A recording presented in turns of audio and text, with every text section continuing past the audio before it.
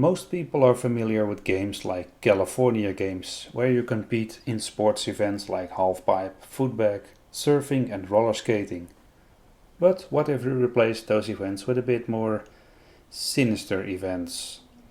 If you like throwing cats, killing your opponents with axes, jumping off of buildings head first, or balancing on a cord between two mountains to see who falls to their death first, then Bloods and Guts on the Commodore 64 is the perfect game for you.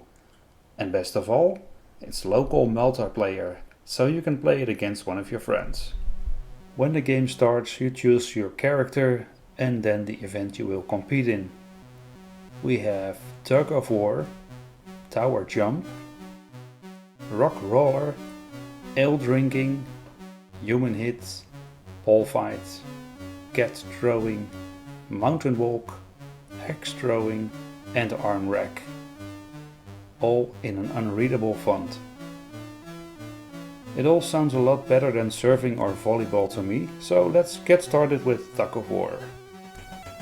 The moment you start up a game, you will realize you want to play this game on joysticks you're not too attached to.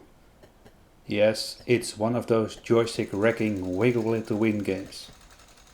Some events require up and down wiggling, others sideways wiggling, or furiously pressing the button. Some events require a bit of timing instead of moving your joystick around like a maniac, so I guess that's something. Tug of War is exactly what you'd expect. Two shirtless dudes trying to tug the other into the river by moving the joystick up and down and pressing the fire button for extra strength. Clearly the first game the programmer made before the alcohol and drugs started to kick in, since this is still a fairly normal game.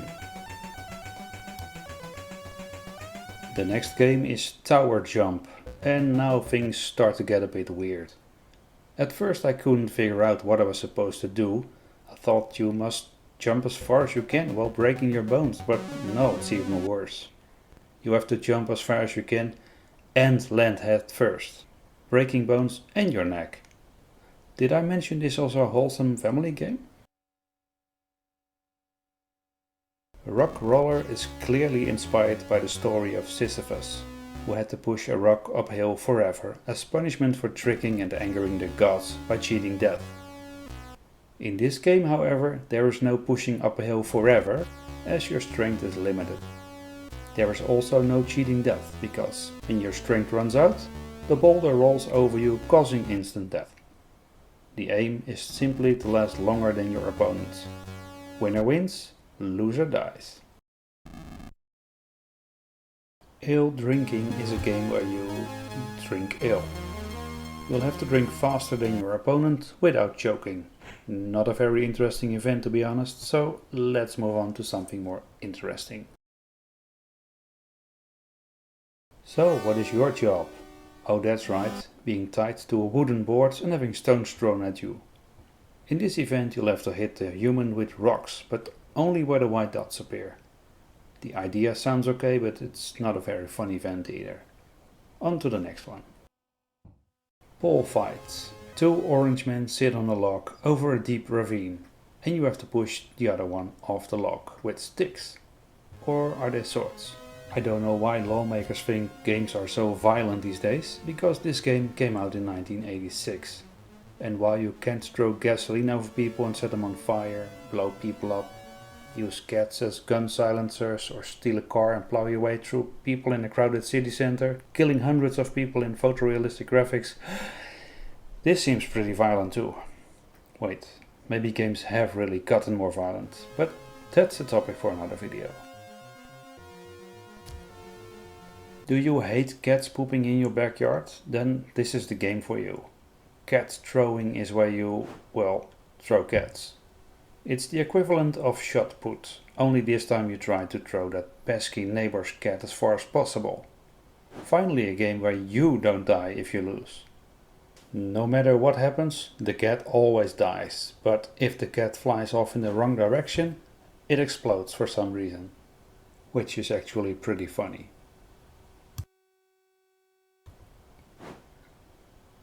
You want a game with high stakes? Why not try mountain walking? The premise is simple. Put up a cord between two mountain tops, and try not to die while also trying to kill your opponent. If someone falls off, a horrible and painful tumble down the mountain follows, killing you instantly. The animations are so stupid they are more funny than gruesome.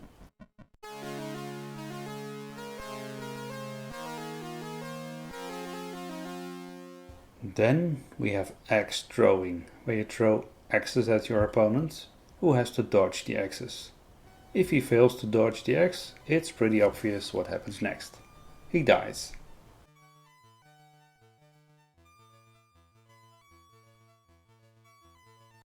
The last event is arm rack, also known by normal people as arm wrestling.